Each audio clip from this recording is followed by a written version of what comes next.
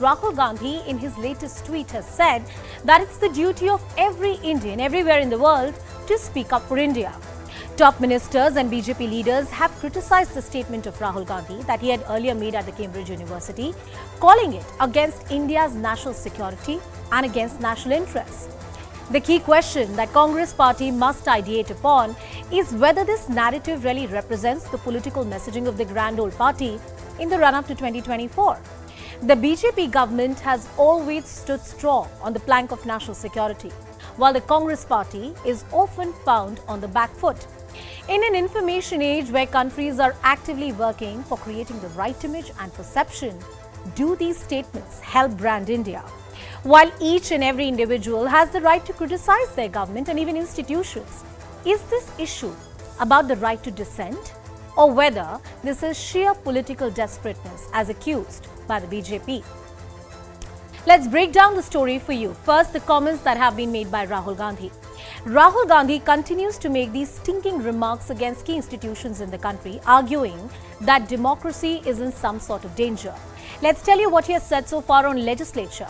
Rahul Gandhi has said that the opposition is not allowed to speak on the floor of the House and raise issues in Parliament. That's what he said. Let's come to executive. What he has said. Rahul Gandhi has claimed that central agencies, Enforcement Directorate, Income Tax, CBI Department, all of them are being misused by the government to harass opposition leaders. It didn't stop there. It went to the judiciary as well. The Congress MP said that all institutions, including Indian judiciary, are under attack, and he also said that somewhere the integrity of the judiciary is also under threat. The press, not on one occasion but on multiple occasions, Mr. Gandhi said that he alleged that media is being controlled by the government and those questioning the government are being attacked. What has the BJP said so far? One press conference after another, multiple netas of the BJP have come forward and said this is not the right narrative. The BJP has launched an all-out attack on Rahul Gandhi. Number one, they argue that Rahul Gandhi's comments are utterly shameful. They do not represent what India stands for. They also go on to say that Rahul Gandhi's claims on Parliament are false and baseless, and all opposition parties have been given the opportunity to voice their dissent and their views on the floor of the House. The BJP also argues that Rahul Gandhi is hurting the spirit of India's consensus and multiculturalism. There is also the political allegation that the Congress party or Rahul Gandhi wants some kind of foreign intervention on internal matters. The Congress party should disown Rahul Gandhi's statements. That's what the BJP asserts. Interestingly, not just the political jibes, let's also tell you a little bit about Rahul Gandhi's performance in Parliament in the 17th Lok Sabha, which began in 2019. First, the attendance. Now, according to the data provided by the PRS, the Congress Neta's attendance in Parliament is roughly about 52% in average, which is way below the national average of about 79%. You had some top bureaucrats coming forward and arguing, look, why is he not performing in Parliament and why is he only about making political statements? We'll tell you the side of the Congress party as well, but here's a report card. Let's look at the number of debates he has participated in. According to the data, Rahul Gandhi took part in about 6 debates, whereas the national average is roughly around 41. It is also argued that he has asked just about 92 questions to the government so far, the national average at 163. The argument of the political opponents is that he could do much more as the Member of Parliament. Over the aspect of private members' bill, where individual MPs can put forward a special legislation, Rahul Gandhi has not introduced any private members' bill so far. The national average, interestingly, is 1.2. Let's take a deep dive into Rahul Gandhi's attendance in Parliament during 2023 budget session. The attendance was at 40% in 2022. If you talk about the budget session, the attendance was roughly at 52%, monsoon session 56%, winter session was 0% because he was busy with the Bharat Jodo Yatra. Those were the political commitments. 2021, his attendance in the budget session was about 54% and monsoon session was 71%, winter session 83%. In 2020, the year when the COVID began, his attendance was 70% in the budget session, much higher. Let's talk about 2019. His attendance was 57% and in the budget session roughly about 40%. Now, as the BJP continues to mount attack on Rahul Gandhi for his comments overseas, the Congress party has also given a rebuttal. They have said, look, he has a right to make his arguments. The Congress party argues that Rahul Gandhi's statements are being twisted and that's not what he means. It's a sheer criticism that he's put on the global platform. The Congress party also goes on to say that Rahul Gandhi has criticized the Prime Minister and the government in United Kingdom, and it should be taken in the spirit of criticism, not as something anti-national. They go on to argue, the Congress party goes on to argue that criticism of the government is not criticism of a nation. That's a line that they want to draw. It's further argued by the Grand Old Party that Rahul's statements in UK were nothing but facts, something that found the support of the likes of Sharad Pawar as well. Global rankings on India are proof of Rahul's statements, once again citing various data which have come into public domain, disputed, of course, as to the state of Indian democracies. Now, interestingly, what is it that the opposition parties are saying? In the run-up to 2024, the opposition unity, the much talked about concept on this key issue, is there a consensus amongst the opposition party? And amid all the heated war of words between the BJP and the Congress, let's take a look at how other political opponents have reacted.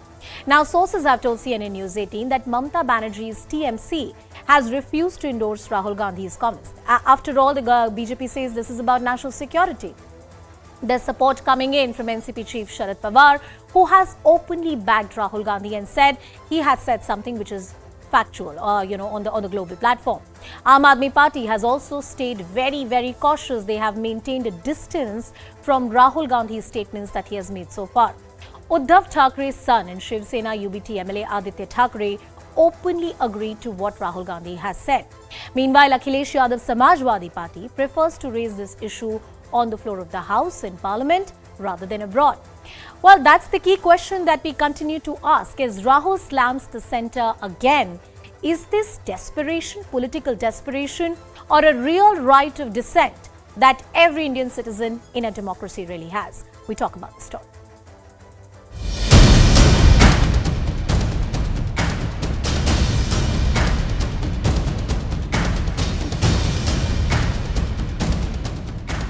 The way BJP responds, right? It's not interested in a conversation. They've decided that they know what's going on. Nobody else in the country understands what's going on. And that's it. इस तरह की बात किसी से आज तक न सुनने को मुझे मिली, न मेरी जानकारी।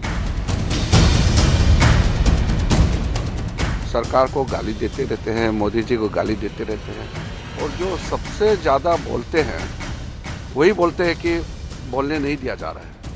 Ask the Congress National President Mr. Kharge, do you support shameful comment of Rahul Gandhi that America and Europe must intervene in India to restore democracy?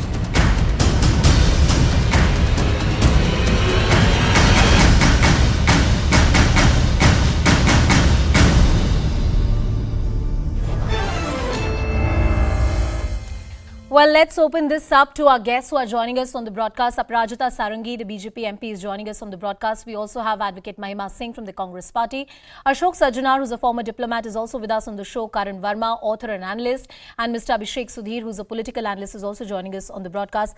Advocate Mahima Singh, coming to you first. There's a direct question that the BJP has posed for the Grand Old Party. Is Rahul Gandhi demanding some kind of foreign intervention? Are his statements antithetical to national security and national interest? Good evening, all.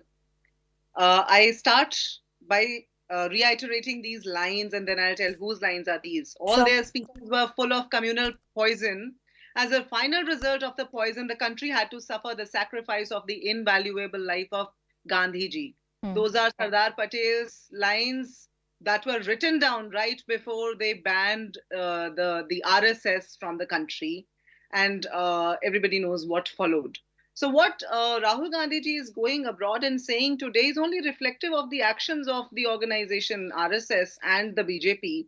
If they find it shameful, they rather correct their actions. I think there's a call for correction of their actions rather than call for the narrative, because the narrative will be, because the BJP is a narrative-driven party. They think that they can do anything, but they can project something else, absolutely diametrically opposite, which is why they think that whatever is happening in the country is not known to the world.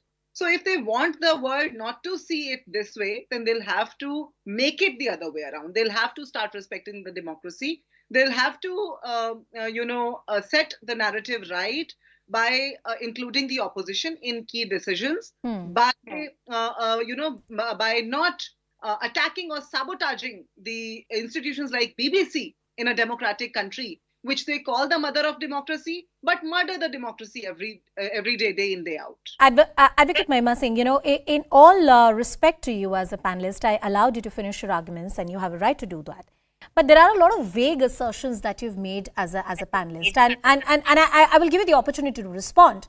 It's one thing for the opposition parties to disagree with the elected government of this day and say, look, you need to pull up and you need to do much, much better. It's another thing to go on foreign soil and say Indian democracy is in danger, our institutions are not working. Are you trying to say that all elections that have happened in which the Congress party has lost is some kind of reflection of compromised institutions? Because the argument coming in from the BJP is you are just politically desperate, and that is why your leader is going abroad and making such statements. Why, Anusha, before 2014 did Mr. Narendra Modi not go abroad and say that, how the country is functioning? And thereafter, even after winning the elections, he went abroad and he said that now finally you can say that you are an Indian with proud. What did he mean? That when Mr. Atal Bihari Vajpayee led the country, or when Pandit Nehru led the country, or when Dr. Manmohan Singh led the country, one could not say proudly that they are Indians? When India was pulled out of recession, dire times by our then prime ministers, were we not living in good times? So, to say that a party which has repeatedly called women leaders of the other parties in a derogatory manner, have not insulted the country, or that have gone out of the country and spoken about the country in an erratic manner, today suddenly that what Rahul Gandhi ji is doing is wrong. I would say that in a parliament where the critical parts of leaders of opposition are expunged, the questions are not even taken up, the debates are delayed and derailed, I would say that what Mr. Rahul Gandhi has done is appropriate, and is not only appropriate, but it was the call of the time. It was the call of the time. That's what the Congress party is saying. Aparajita ji, I'm coming to you. If Rahul Gandhi is not politically important, then why so much reaction on what he says on foreign soil coming in from the ruling party of the day, which has the mandate of over 1 billion people? After the tremendous success of Bharat Jodo Yatra within the country, Rahul Gandhi ji goes to London Yatra and issues such kind of statements. Puerile, immature, irresponsible and far from the truth. These are the words and expressions that come to my mind when I hear Rahul Gandhi. See, he has been a habitual offender. I would like to say this with all conviction at my command.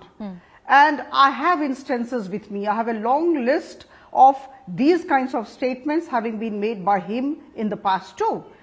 I remind you of 2017. He had gone to the University of California. And you know what he said then? He said the government of Prime Minister Narendra Modi is trying to spread hatred and violence in India, number one.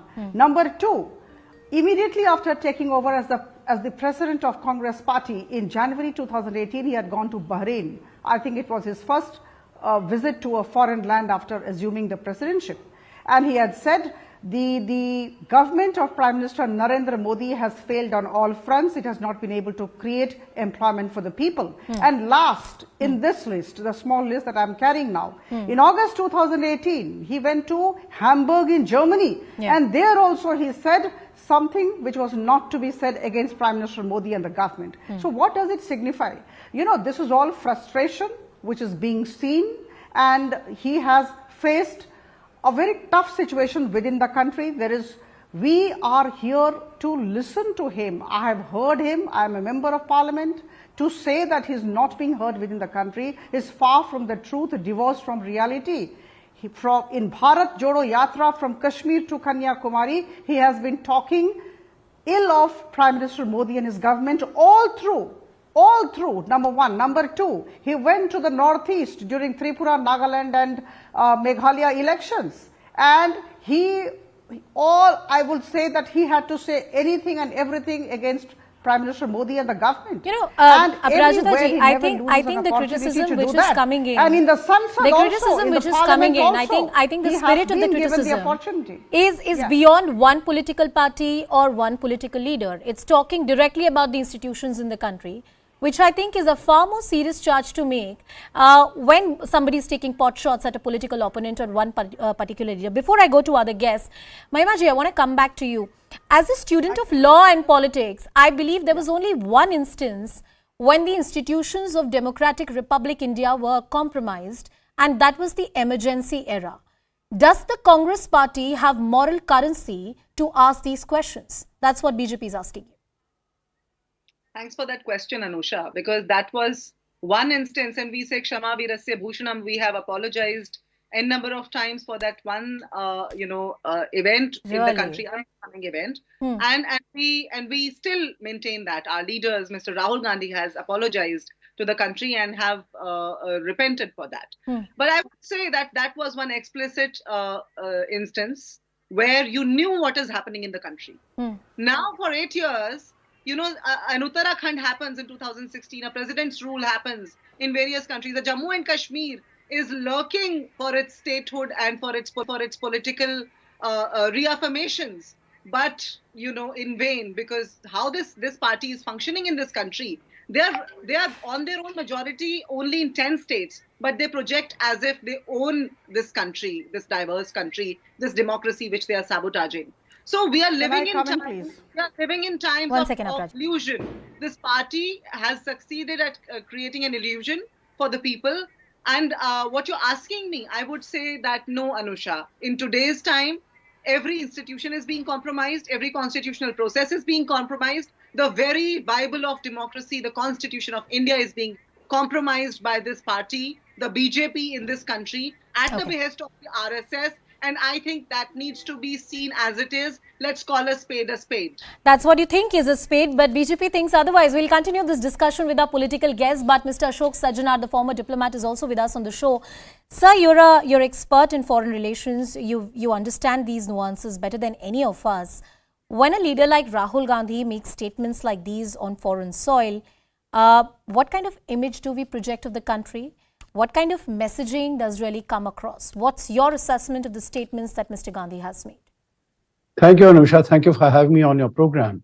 You know, when a leader of this nature goes outside the country and makes such statements, it is extremely harmful as far as the country is concerned. You know, if such statements were to be made within India, then, people know what is the credibility of the individual who's saying it. When he goes outside, he's going from a major party, from an important party. They think that, whatever he's going to say is going to be factually accurate and factually correct. But what Rahul Gandhi has been saying is, absolutely inaccurate in terms of, state of democracy. I think the whole world is today applauding the state of democracy in India. Elections take place here. And there's a very smooth changeover as far as the governments are concerned. Not only elections, but even as far as the impact of democracy. Even you would recall that even in last year in May, when President Biden met Prime Minister Modi, he said India is a democracy which is not only functioning, but it also delivers, because India's democracy has delivered over the last 8-9 years. From being the 10th largest economy in the world, it has graduated to become the 5th largest economy in the world. And very soon, by the end of this decade, it's going to become the 3rd largest. It has been able to pull out 450 Mr. Sajjanar, there's one more question that I want to poverty. understand from you. This entire culture of opposition leaders going abroad and criticizing not just the government, the elected government or a particular political leader, I think that's fine. But, making these sweeping assertions about Indian democracy, institutions, is this culture particular to India, or you see it in much more mature democracies like UK and US as well? No, I don't think, it comes out in such a blatant fashion as this. In some veiled comments, once here or, as an aside, they might make it. And that also in a one-to-one conversation, definitely not out in the open like this, meaning when he says that, I'm shocked and I'm surprised that Europe and USA which are supposed to be the protectors and the defenders of democracy, are not doing anything about it. Yeah. Meaning, what is implied? Do we want them to come here Exactly. and set, according to him, democracy is not working? Democracy is Karan, dead, coming to according you, him. these this are was a these similar- are such loosely used words. Democracy is in danger. Institutions are being compromised, And it doesn't exist. And more importantly, it becomes very difficult to substantiate those assertions, because constitutionally and legally speaking, India is as much a democracy as it was 8 years ago, and much more so with growing time and in the age of information. These kind of assertions being made on an international platform has not served well for the Congress party as well. If you look at their results electorally, a party which has been on the back foot on various issues, including national security, and I'll take that question to Advocate Mahima Singh as well. Karan. Anusha, not only are they very unhealthy, and it's unprecedented for someone from the opposition to go out there and say democracy is dead, and to almost seek foreign intervention in that. I think he's also violative of his oath as a member of parliament, because as a member of parliament, you take the oath of upholding the integrity and sovereignty of the nation. Rahul Gandhi today is guilty of violating that oath.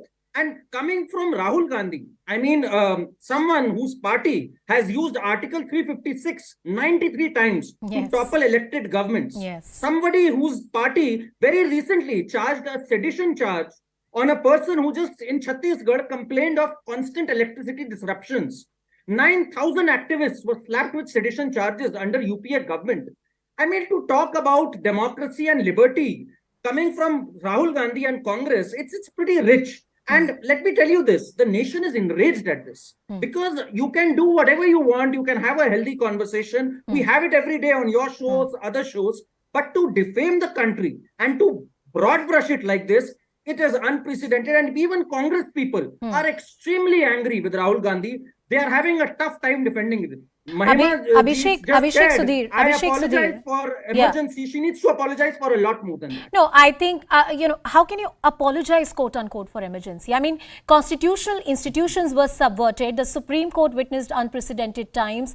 Liberty was suspended in this country. I think apology is too small a word for any political party that has imposed emergency in that country. Moving on, Abhishek, coming to you, this kind of narrative from any political leader, and not just from, I'm not talking about what the BJP is saying. I hope you heard what Mr. Ashok Sajjanar also said, that this kind of discourse hurts the image of any country. And Rahul Gandhi is a respected political leader of, the grand old party of the Congress party. He must have some degree of nuance and perhaps caution when he's making statements like these on foreign soil. Abhishek.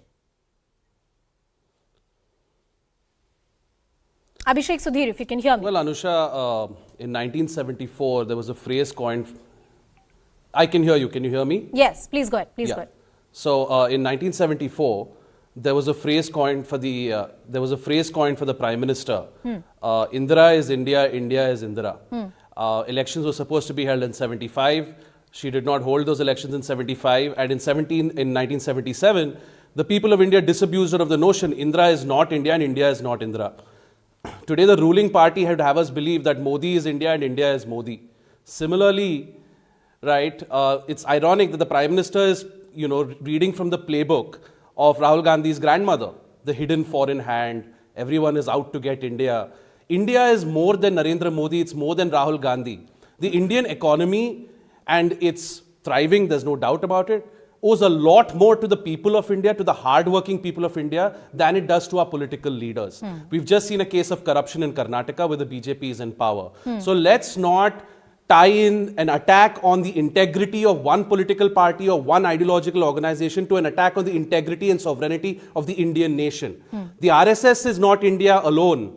The BJP is not India alone. Narendra Modi is not India alone. No, you're right. I have lived in the United Kingdom. I've lived there for 6 years. Abhishek, I have not given up my Indian passport. I think during the course of this debate, I made this comment earlier. Allow me this interjection and then you finish your point. No, I in fact said during the debate that this is not about a comment on one particular political leader or a particular political party. You're talking about judiciary, you're talking about election commission, you're talking about press in this country, you're talking about en masse all the democratic liberal institutions that exist in this country, and it goes a step further. What is Europe doing about it? What kind of intervention do we need from foreign nations is my question to you. Do you endorse what Rahul Gandhi said? Look, I saw what Rahul Gandhi said. Yeah. The using of agencies, the using of the CBI, using the Indian state to crush your political opponents was an art that was invented by Indira Gandhi and has been perfected by Narendra Modi. So both these parties don't have their hands clean. What Rahul Gandhi is saying, you can agree or disagree with. Right? That's not the question though. Does Rahul Gandhi have a right to say what he's saying? Yes, he does. Yes. Is what Rahul Gandhi is saying anti-national? Is Rahul Gandhi calling for foreign interference? He simply said he believes that democracy in India is on the decline and he believes that should be of concern to the democratic world. Now, is he saying to the democratic world, please come and interfere in India's affairs? I did not interpret his comments in that way. Rahul Gandhi seems to have rattled the ruling dispensation. And look, if Rahul Gandhi had made these comments before the Yatra, can I just make my point? If Rahul Gandhi had made these comments, Mr. Sajjanad, at this point, for 30 seconds, I want you to come in, and then I'll go back to my political guest, Mr. Sajjanad. You know what? What Rahul Gandhi said is that democracy in India is dead. It is not, he didn't say it's on the decline. And he said, I am shocked that Europe and the United States have not come and done anything about it. Maybe it has something to do with trade and money.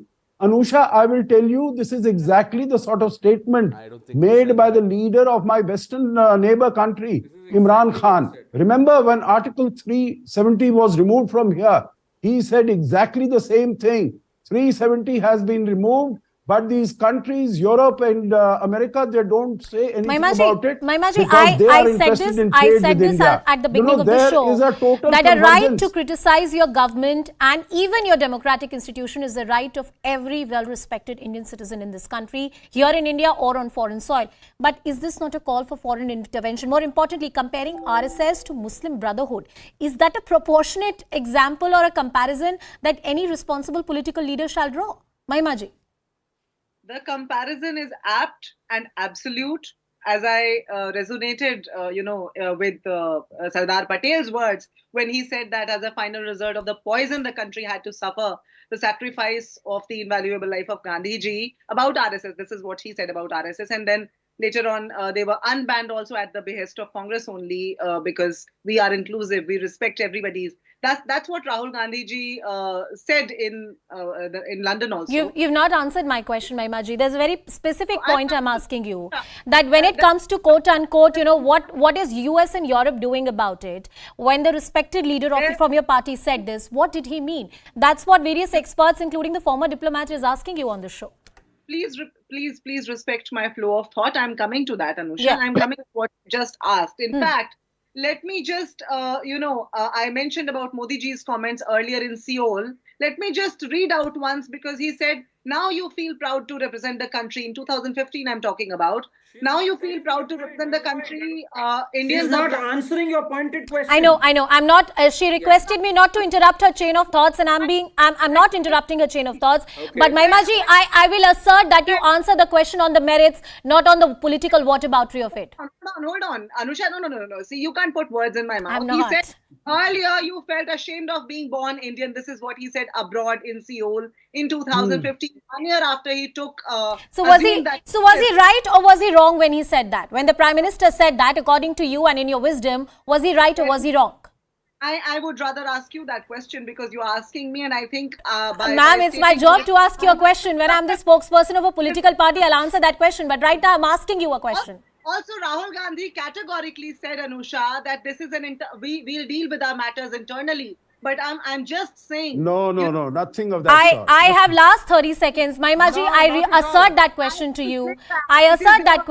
you. What did the leader mean when he said that what are the foreign Western nations doing about when democracy is dead in India? She won't answer that. These are our internal matters. He's also said that it is very much their social That's not what the statement is Anusha, on they record. cannot defend this. He also said China believes in harmony. Can you imagine a nation that has detained 1.5 million Uyghur Muslims? He called them, they believe in harmony. Well, clearly these statements are off the mark, and even if I were to talk about the political narrative and whether it serves the Congress party, it does not. Any right-thinking person who's a student of law and politics will tell you that. But with that, I'm completely out of time. Aparajita Sarangi, Advocate Mahima Singh, Mr. Ashok Sajjanar, Karan Verma, Abhishek Sudhir. Thank you all for joining us on this broadcast and thank you for sharing your views. A controversy far from over. Well, shifting our focus to another big story of the day after Karnataka High Court granted anticipatory bail to BJP MLA Virupakshappa. The absconding MLA arrived at his native village and received a grand welcome by his supporters.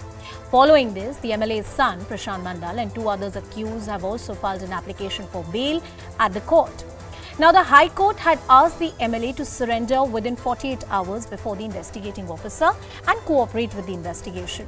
Remember, he was named as the first accused in a corruption case registered by the Lokayukta on the 2nd of March. The MLA was named after his son Prashant Mandal was caught red-handed while accepting a bribe of about 40 lakh from a businessman to clear a contract. Now, in the run-up to the Karnataka election, with this controversy, the opposition is once again up in arms. The Congress party has accused the Bommai government of massive corruption. Will the charge of the opposition stick? Will the BJP be able to fight this charge politically and, more importantly, in the court of people's perception?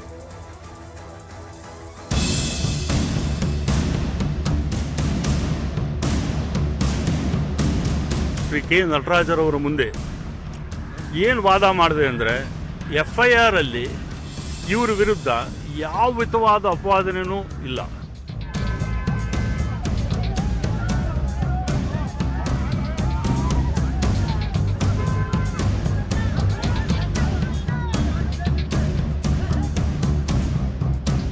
ನಾನು ಪ್ರಾರಂಭದಲ್ಲಿ ಹೇಳಿದೆ, ಕಾನೂನು ಅಡಿಯಲ್ಲಿ ಲೋಕಾಯುಕ್ತರು ತನಿಖೆ ಮಾಡ್ತಾರೆ, ನ್ಯಾಯಾಂಗ ವ್ಯವಸ್ಥೆ ಇದೆ. ಹಾಗಾಗಿ ಇದೀಗ ತಾನೇ ಮಾಧ್ಯಮದ ವಿಷಯ ಗೊತ್ತಾಗ್ತದೆ, ಮಾಡಾಳು ವಿರೂಪಾಕ್ಷಪ್ಪನವರಿಗೆ ಬೇಲಾಗಿದೆ ಅಂತೇಳಿ.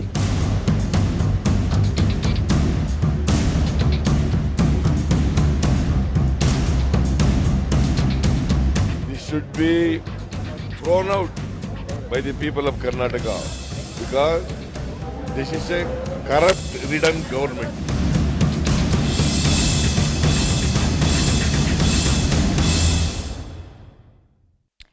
Let's first tell you about what the controversy is. The chain of events. BJP MLA's son was caught red-handed accepting a bribe of about 40 lakh rupees. The Lokayukta raids were conducted and the BJP MLA, Virupakshappa's son, there were recoveries that were made. About 8 crore rupees cash was recovered. Now, Virupakshappa's son, Prashant, was arrested by the Lokayukta on charges of bribery and corruption. You had the union, KSDL union, which accused the MLA Virupakshappa of corruption and said that he's somebody who's at the helm of affairs and responsible for this rot. The BJP MLA allegedly goes missing. He's not cooperating with the investigation. The Congress party staged a protest and demanded the resignation of Chief Minister, saying that he is the one who is the kingpin, quote-unquote, of all the corruption scandals. Karnataka High Court then intervened. There was an application of anticipatory bail that was made. They granted anticipatory bail to Virupakshappa, saying that he must cooperate with the investigating authorities. The High Court also asked the BJP MLA to appear for probe before the investigating officer. Virupakshappa received grand welcome by the supporters. Many questions are being raised that whether this is some kind of political support coming in from the BJP. Let's also take a look at what the opposition or the Congress party has claimed so far. What are the key charges that they are making? Now, the Congress party has demanded immediate arrest of the BJP MLA in the alleged corruption case. The Grand Old Party has also claimed that the BJP government is trying to shield the tainted MLA. The Congress party went on to allege that corruption under BJP government is rampant in the state, not the first incident. Former Chief Minister Mr. Siddaramaiah and KPCC President has also demanded the Chief Minister's resignation, saying he is responsible. The Grand Old Party, the Congress party, has announced statewide bandh on the 9th of March against the BJP government. Let's take you through what the BJP government in Karnataka has to say in their defense. You had the statements coming in from the top netas, and they have said that the Lokayukta currently is investigating the matter and there is no political interference. It's also being argued that if Virupakshappa is guilty, he will face the law. You have the MLA. He was never missing. He has always cooperated in the investigation. That's what the BJP line has been. The government has also asserted that they have a zero tolerance policy towards corruption. The BJP accuses the Congress and says that it's one of the most corrupt party and they have no moral right to ask them questions. This is not the only incident of corruption or the allegation of corruption that has been made against the ruling government. Since 2021, when Chief Minister Basavaraj Bommai took oath in the state of Karnataka, there has been series of allegations that have been made on the government. Let's take you through them one by one. In April 2022, contractor Santosh Patil died due to suicide. He alleged that then Minister Ishwarappa was demanding 40% bribe for him as some kind of kickbacks. In the same month, a Lingayat seer alleged that the government officials are demanding 30% bribe from MITS to release the funds. And now in August 2022, the school associations wrote to the Prime Minister and alleged that there were huge irregularities in the education department. As latest as Jan 2023, you had the Contractors Association, which accused the Minister, Muniratna, of demanding bribes and kickbacks. In March 2023, the Congress party accused the Karnataka government of 200 crore rupees scam. Now, with these allegations and counter-allegations being made and serious charges of corruption against the government, what is at stake in the state of Karnataka? Assembly polls are just around the corner. It's a high-stake political battle. Various accusations of corruptions on Bommai government. The BJP wants to push the development narrative and say, look, we have done our job, we have pushed for development. And the Congress is trying to propagate the narrative of an inefficient rule under Bommai government. The Congress party wants to win the polls and the BJP wants to retain power. That's the sum and substance. But the context and the run-up to the elections, that's the broader context in which we're talking about. Let's take this question to our guest as well, and we discuss tonight, with the corruption taint haunting the Karnataka government, will this charge stick or they'll be able to manage this entire battle of perception when the matter goes to people's court, when an election is held? Joining us on the broadcast is Mr. B.S. Arun, who's a senior journalist. Lavanya Balal of the Congress party is also joining us on the broadcast. Mr. Sumansi Raman, who's a political analyst, is also with us on the show. B.S. Arun, coming to you and taking in a view from you, when there is this grand welcome which is being given to a tainted neta, especially when the top leaders of the BJP have said that we're not going to protect him, the law is going to take its own course, is this some kind of doublespeak coming in from the BJP? That this gives rise to the same issue. The very fact that for the last few days, ever since this issue broke out, this man had been absconding, and once the bail was granted, and he surfaced. No sooner than the bail was announced, and he surfaced. And where had he gone? Why did the police not arrest him? Are the police so inefficient? These are the questions which give rise to this episode of he coming back onto the ground immediately after the bail. So it's where one doubts about the idea that the party has about this man Madal Guru Pakshapa, and BJP has a lot of explaining to do because of this very fact, why he was not arrested and how he surfaced soon after the bail was granted to him. BJP has been, under a lot of cloud ever since Bommai came into Chief Minister's chair. As you yourself mentioned, there have been a flurry of corruption cases, and this has been one of the biggest, which has embarrassed the party so much that it's not been able to properly, explain its stand from the day it broke out until today. Mr. Raman, I'm coming to you and taking in a view from you. The political context of the state of Karnataka, the fact that assembly elections are so close cannot be ignored. And the BJP clearly tried to manage perception when they said that any accused will not be shielded. The Lokayukta is doing its job. He got an anticipatory bail by a court of law, so that's beyond debate here. But the manner in which he was welcomed by his political supporters. If a top leader like Mr. B.S. Yadurappa has given a very clear message that nobody is going to be shielded and the MLA will cooperate in the investigation, this kind of political bravado on the streets, what does it signify? What does it tell of BJP's strategy? Is there a split? Is there a double speak? No, there is clearly a double speak for the simple reason is that this man was not arrested for several days until he was able to move the courts and get anticipatory bail. So my point is that itself was a nudge, wink operation by the state government, where the police said that they couldn't find where an MLA is. Come on, I mean, that was absurd. So that itself was to help him to, have the adequate time to consult his legal team and to seek anticipatory bail. And now that he has got anticipatory bail, this is clearly a show of strength. And the BJP, it actually embarrasses the BJP. This kind of a procession with supporters and so on, coming out like a hero. And this is a man whose son was caught red-handed, and 8.12 crore, if I remember right, is the amount that has been seized in cash. So I think that and very cleverly, the BJP is now distancing itself not only from Mr. Virupakshappa, they are distancing themselves from Basavaraj Bommai. If you notice, in the election campaign, in the speeches that the Prime Minister and the Home Minister have made in Karnataka of late, there has been no mention of Mr. Bommai, even though Mr. Bommai is right there. And they have, waxed eloquent about Mr. Yediyurappa. So I think that there is an attempt to sort of disown their own government. You remember the speech of Mr. Amit Shah where he said that they would give a corruption-free government in Karnataka voted to power. Now they are already in power. So what kind of a speech is that? That's virtually an admission saying that the Bommai government has not been corruption-free.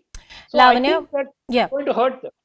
We tried getting the BJP version also on the broadcast. We were not able to get any spokesperson from their side. Lavanya, coming to you. The BJP is arguing that the institutions in any democratic setup are doing their job.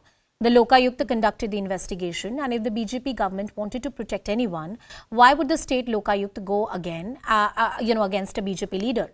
They also accused the Congress party that when you were in power, you were responsible for the decimation of an office like Lokayukta, and in fact, it's the BJP that has revived the institution. You are merely playing up this controversy for your own political benefits while you have no moral right. That's what the BJP has accused the Congress of. Please respond to it. Hi, good evening, Anusha. It's very clear that, in the last few speeches of the Home Minister Amit Shah and our Prime Minister Modi ji, they have not been acknowledging Basavaraj Bommai as a CM in the state. I mean, every party, especially BJP, which goes with CM candidate for election, usually acknowledges their ministers. But here also, Amit Shah was talking about he wants to kick out the corrupt government in Karnataka. And in the last 3 years, if you notice, every minister in this cabinet has been accused of multiple scams. What is very funny for us is, say, 5 days he was missing. This man was absconding. And Anusha, if you and I are missing and the law is searching for us, I'm sure the cops would be at our doorstep within half an hour for any common man. How is it? And sitting MLA who claims he was in his constituency all these days, who gets a hero's welcome when he comes back, was missing for 5 days. Either the Home Ministry's department is very weak, or he's an excellent guy who knows how to hide from cops. And when it comes to Lokayukta, the ACB was formed under a different law, and the Lokayukta is formed under a different law. In January 1st week this year, the Attorney General for Karnataka in the High Court of Karnataka has argued that the formation of the ACB has not diluted Lokayukta in any way. This is clearly what the advocate representing the government has stated in the High Court of Karnataka, right? Now, we are talking about Madal Virupakshappa. This is in between all this drama. What has been not heard is the Employees Union of Karnataka. The president of that has been accusing Madal Virupakshappa of corruption while buying sandalwood. Virupakshappa was the chairperson for Mysore Sandals and Soaps, right? And they buy sandalwood oil. He is accusing him hundreds of crores of corruption. Yeah, that's one aspect. That's one aspect we pointed out. Mr. Sumansi Raman, I'm coming to you and taking in a view from you. The manner in which this entire controversy has come out, and not the first time that allegations of corruption has been made, the Basavaraj Bommai government has been criticized on many counts. But this one charge of corruption has been an oft-repeated one. Will this stick? Will it help the opposition? Oh, most certainly it will stick. See, the question is to what extent the Congress and JDS can make use of this charge, because their leaders themselves are not necessarily seen as totally clean. Many of the Congress leaders have charges against them, most notably Mr. D.K. Shivkumar himself. and of course the JDS leaders too. So I think in Karnataka there is a general consensus among the electorate that whoever comes to power, they will be corrupt. But I think the brazenness of the extent of corruption in the recent past of the the way the contractors came out, some of them committed suicide, and some of them made a very public spectacle, and the image of the pay CM campaign that the Karnataka Congress had put out. Subsequently, this impression of a 40% Sarkar. So I think that all of this will certainly have an impact. Yeah. Now, can the opposition capitalize on it and oust the BJP? We'll have to wait and see, because a lot of other factors also play a role, particularly the caste arithmetic and so on. So we'll have to wait and see, but certainly... I want to pick on that point that Mr. Sumansi Raman said, Mr. B.S. Arun, coming to you, that no government or political party in the state of Karnataka has not been accused of corruption. I mean, I remember even during the Congress JDS rule, there were multiple controversies of kickbacks or some kind of, corruption scandals happening one after another. What do you believe, the campaign of the opposition parties, how much will it focus on this particular aspect of corruption, and will they be able to politically capitalize on this narrative? Yeah. Number one, there have been corruption allegations against the earlier Congress JDS government. But then BJP had been in power for 4 years. What did they do? Did they do anything to, unearth those corruption charges? These allegations have been proved. What are the steps that the BJP government took? I don't think the BJP government did any of this. So that's what Congress also had been asking. You could have taken action in this last 4 years. You did nothing. But why are you blaming now? That is one part. The second part, Congress had, in my opinion, effectively taken up this corruption issue ever since the contractors came out and made the allegation against the Bommai government and even the previous Yediyurappa government, saying that it's a 40% government. The contractors wrote to the Prime Minister, then the Congress took up that issue. Just now our panelists mentioned about the Pay CM campaign. It's been very active. Today there was a Bandh called by the Congress. They will certainly cash in on this and take this issue to the people. And as far as they can, I'm sure Congress will try to make maximum out of these corruption charges. And who knows, from now on till the elections, till the polling date, there may be so many other things that may be unearthed that might come out. Nobody expected this Madal Virupakshapa thing to happen. That too against a BJP MLA. And what has been found has astounded not just Karnataka but the entire country. It's been making news even today after 5 days. So it shows the extent of which the damage perhaps has done to the BJP, and the party has been searching. Mr. Raman, I have last 1 minute on the show.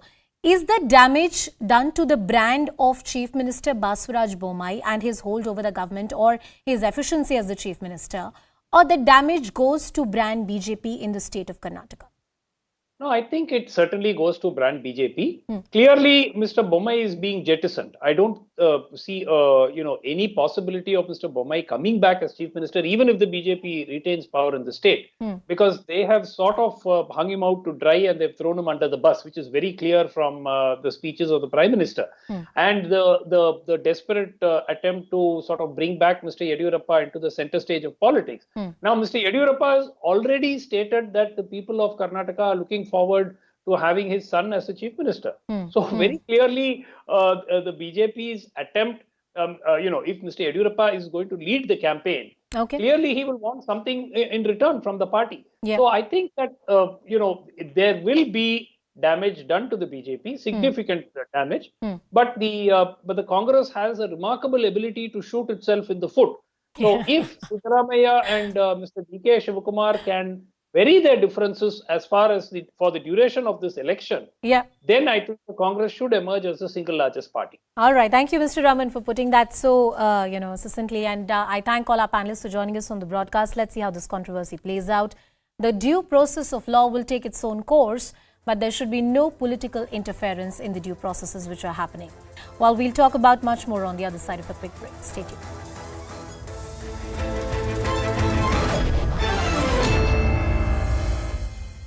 Power in India and they're going to be in power eternally. That's not the case, right? One organization called the RSS, fundamentalist fascist organization, has basically captured pretty much all of India's institutions. RSS is you can call it a secret society. It's built along the lines of the Muslim Brotherhood. And the idea is to use the democratic contest to come to power and then subvert the democratic contest afterwards. The way the BJP responds, right? It's not interested in a conversation. They've decided that they know what's going on. Nobody else in the country understands what's going on. And that's it. And this is visible. I mean, you can ask any opposition party.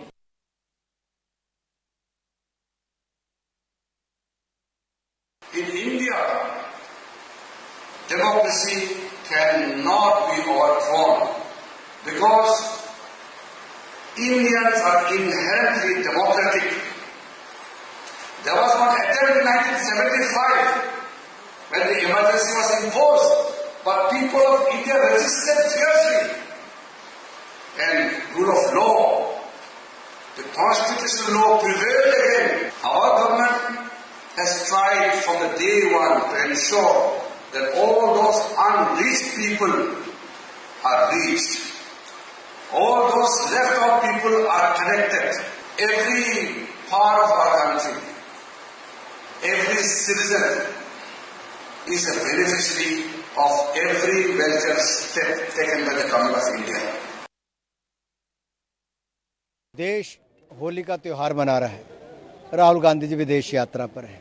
कोई त्यौहार हो तो देश में नहीं विदेश में पाए जाते हैं और विदेशी दोस्त हों, विदेशी एजेंसियां हो या विदेशी जमी हो, देश पर प्रहार करने से कहीं बाज नहीं आते। ये अपने आप में दिखाता है कि वो भारत को बदनाम करने में कहीं पीछे नहीं रह रहे। भ्रम फैलाना, झूठ बोलना, देश के बारे में देखिए आज दुनिया क्या कहती है। यहाँ पे इटली की प्रधानमंत्री आई तो उन्होंने आके कहा मोदी जी की विश्वसनीयता, उनकी लोकप्रियता दुनिया भर में बढ़ रही है, उनकी मांग बढ़ रही है। मोदी जी मेजर लीडर के रूप में दुनिया ने स्वीकारा है। We're crossing over to CNN News 18's Pallavi Ghosh, who's our senior editor. Pallavi, can you take us through the war of words that's erupting yet again over Rahul's comments made in the United Kingdom? So as far as Rahul Gandhi goes, and the Congress party is but naturally defending him, saying that what's wrong in what he's saying, because he's essentially showing the mirror and something which the world is very much aware of. So to sum up, in the last 3 to 4 lectures that he's already given, whether it's a university press conference addressing the Indian diaspora or even the British Parliament, he certainly has said that the institutions in our country are crumbling, democracy has been compromised, and anyone who raises a point or asks a question of the government is targeted. Either their mics are switched off, they're not allowed to speak inside Parliament, or there are cases which are applied against them. He gave he gave an instance of himself also, that there were multiple criminally liable cases which shouldn't have been filed, but they were filed against him. I think the BJP's reaction is on expected lines, and this is certainly something which they're going to build up till 2024, that Rahul Gandhi and the Congress represent that section of the political spectrum who always make a voice against the country. It's not just about the BJP that they're attacking, but they started questioning the mandate of the people who've given an overwhelming mandate to the BJP. And if you ask me, politically speaking, what is going to be the fallout? Well, I think this war of words is just going to escalate. Clearly, the Congress under Rahul Gandhi has made it very clear that in 2024, the electoral calling card would be that you have to have a free and fair democracy. And that's only possible if the BJP is ousted. Absolutely. Pallavi, thank you so much for joining us and for giving us that crucial context in this story. Rahul Gandhi has once again targeted the central government on foreign soil while addressing an in-conversation session at the Chatham House think tank in London. Rahul Gandhi has made a huge claim that the Bharatiya Janata Party likes to believe it will be in power in India eternally, and to say that the Congress is gone is a ridiculous idea. Rahul even attacked the central government for capturing all of the institutions. He said that the RSS is a fundamental fascist organization which has captured all of the institutions. Meanwhile, Union Minister Kiran Rijiju has hit back at Rahul Gandhi, reminding him about the 1975 emergency that was imposed by then Prime Minister Indira Gandhi. Rijiju said in India, democracy can't be overthrown. There was an attempt, however, in 1975 when an emergency was in force, but the constitution at that point had prevailed. If you look at the time from independence to now, the Congress party has been in power for majority of the time, right? So it's not that the BJP has been in power. Before the BJP was in power for 10 years, we were in power for 10 years, right? And so it's not, I mean, the BJP likes to believe that they've come to power in India and they're going to be in power eternally. That's not the case, right? One organization called the RSS, fundamentalist fascist organization, has basically captured pretty much all of India's institutions. RSS is you can call it a secret society. It's built along the lines of the Muslim Brotherhood. And the idea is to use the democratic contest to come to power and then subvert the democratic contest afterwards. The way the BJP responds, right? It's not interested in a conversation.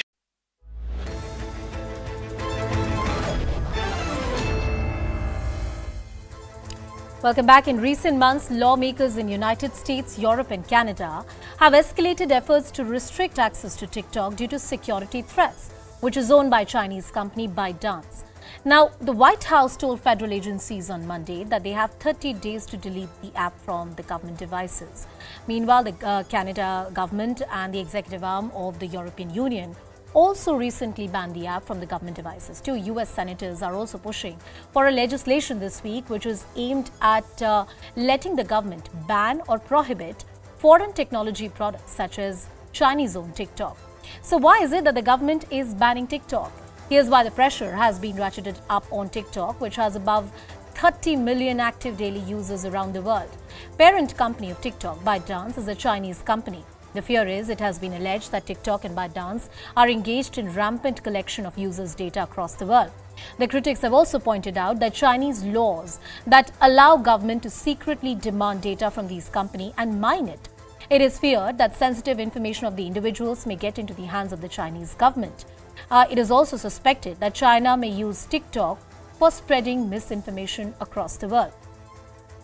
This also reminds us as to what happened in India. India was one of the first countries to ban TikTok. A major row had erupted in India when TikTok was banned by the government. The app had about 15 million users in India. Let's recap what happened. In June 2020, TikTok was completely banned in India. Over 50 Chinese apps were also banned by the government. The union government said that these applications were prejudicial to sovereignty and integrity of India. The government cited a law which allows them to block websites' applications. The move came amid a standoff with China in eastern Ladakh. How many countries have banned TikTok so far? India is not alone in this entire endeavor. Now, there are countries that have banned TikTok. India, of course, completely banned it by government. It was banned by the government back in June 2020 by an executive order. In Afghanistan, the content was not consistent with the Islamic laws. In the country of Iran, the Iranians don't have access due to Iranian censorship. In Taiwan, the concerns of the usage of data by the Chinese government led to this call of banning of the application. And in Netherlands, the government banned all of the government-issued devices that this kind of application cannot be used. In America, 32 states have announced a ban on government devices as far as TikTok is concerned. What has the company said so far? What has been TikTok's response? They argue, and I'm quoting, that they are committed to continuously enhancing the safety features. They also go on to say that ban by the US government devices is a political theatre. The US lawmakers are attempting to censor Americans and restrict the flow of information. Well, that's the story of TikTok here in India and across the world. Well, as we close the show, here is a special story. We leave you with these visuals of Captain Shiva Chauhan of the Indian Army, the first female officer deployed at the Siachen Glacier.